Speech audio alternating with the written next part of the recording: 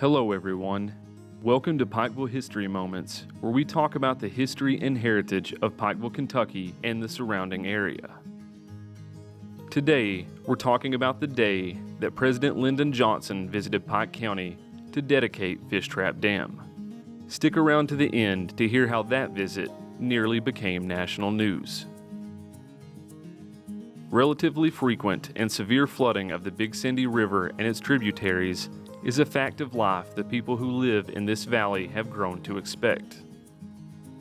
Untold fortunes have floated down that river, and many more have been spent cleaning up county roads and city streets, rebuilding homes and businesses, and replacing clothes and furnishings.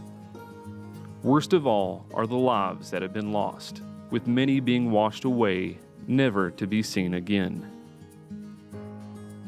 The most extreme flood in our recorded history had occurred in 1862, but then in January of 1957, nearly 10 inches of rain dropped from the skies over the Kentucky and Virginia border, and a new standard was set.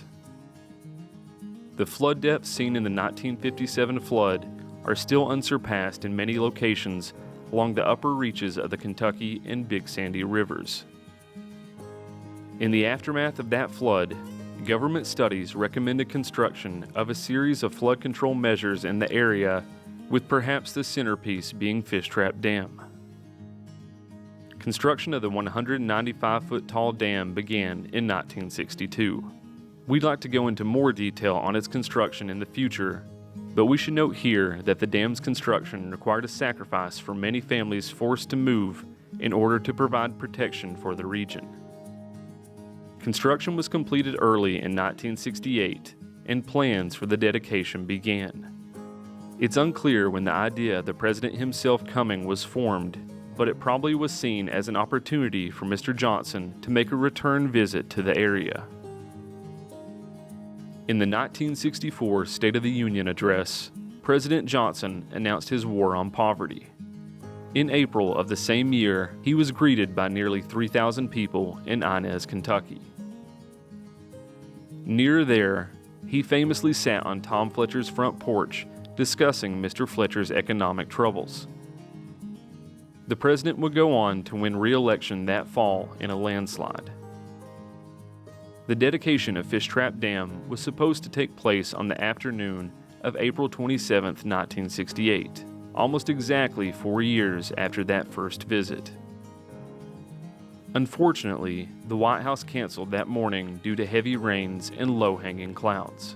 Local officials decided to postpone the dedication in hopes that the president could attend.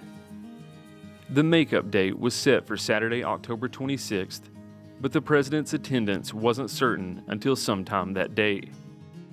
Local leaders planned under the assumption that he would be attending, and word eventually went out that the president would arrive at 1 p.m. However, the president's daily diary for that day shows that he spent much of his morning in discussions with Secretary of State Dean Rusk. These discussions involved the peace talks that were proceeding in Paris with the North Vietnamese.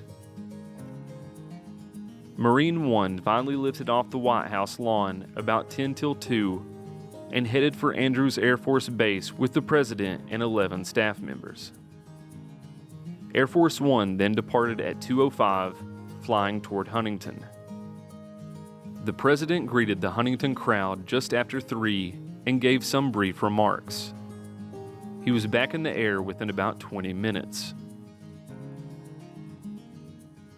It was a little after 4 in the afternoon when the 5,000 people gathered at Fishtrap saw the president's helicopter abort its first landing attempt, veering off just before landing, coming back around a second time, landing gently on top of the dam. Lieutenant Governor Wendell Ford and Representative Carl Perkins welcomed President Johnson at the landing site and then accompanied him on the short drive to the lakeside of the dam, where a platform had been prepared for the president's remarks. The president was greeted warmly by the crowd as he made his way to the stage, where in addition to Ford and Perkins, he was joined by Mrs. Ford, Pike County Judge Bill Pauley, Pikeville Mayor William C. Hambley, and several others. 10 local high school bands were assembled and played Hail to the Chief. As he made his way to the stage, the president noted many of the homemade signs welcoming him to Pike County. It was reported that he visibly grinned at one that said LBJ gives a damn, with that grin broadening when he read one that said, "Congratulations, Grandpappy," as his daughter Linda had given birth to a daughter earlier that week. During his prepared remarks, the president commented on the purpose of the dam, saying, "This dam will protect your families, it will bring you industries, it will protect your town. It will be a playground for your children. It is an example of what can be done by good men and good women who are unafraid to strike out and pioneer in new directions." He also mentioned the program that will be integral in the development of the subject of one of our earlier features, the Pikeville Cut-Through, saying, "We began a model cities program that will give every American a decent neighborhood to grow up in, and Pikeville is one of the communities that is sharing in that model cities program." Election Day was only 10 days away, and the most recent polls showed his vice president, Hubert Humphrey, trailing future President Richard Nixon by at least 5 points. Given that, it's unsurprising that his remarks took on a political tone. What we have built together has been built on the enduring and honored principles of the Democratic Party. The Democratic Party is the party that acts on your problems instead of defers your problems. And I want every one of you to remember that when you go to the polls on November the 4th and vote the straight Democratic ticket from the White House to the courthouse. Following his remarks, President Johnson helped to unveil a plaque dedicating the dam while the band played "My Old Kentucky Home." He then went out to greet the audience, shaking hands along the rope line. The band students seemed the most enthusiastic, and observers said the president enjoyed their attention, reaching out both arms to shake the hands of as many students as possible. Among the last of these in the line said, "Happy Grandpappy, Mr. President," and gave him a small red-haired doll. The president smiled broadly, and even the presidential daily diary noted that the president carried it around with him, telling everyone that it was for his new granddaughter. The president waved to the crowd one last time before getting into his limousine, returning to the top of the dam, and lifting off at 5:02. We should note that President Johnson was correct in many of his predictions about the benefits of the dam.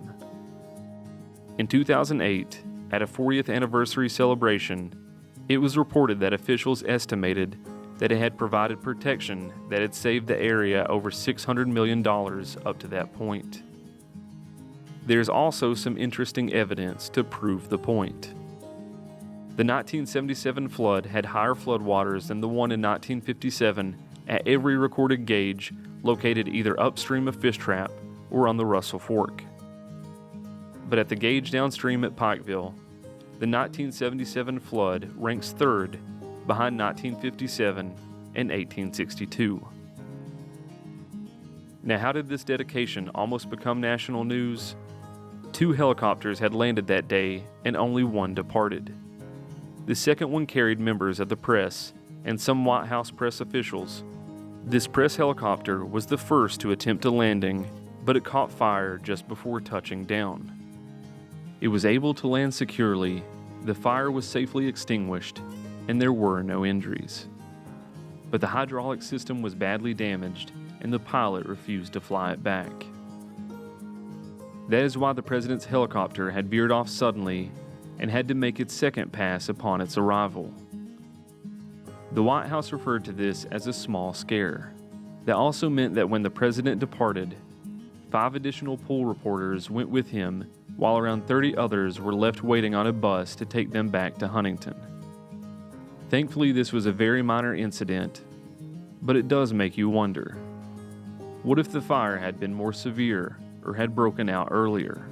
Or what if the president's party had been using the damaged helicopter? It seems likely to us that those scenarios would have resulted in Fishtrap Dam being a topic in national news. We can all be thankful that didn't happen, and that the happy memory of that presidential visit is preserved for the people who were in attendance. Thank you for watching Pikeville History Moments. If you're watching this on YouTube, please hit like and subscribe, or click on the link to our website at visitpikeville.com.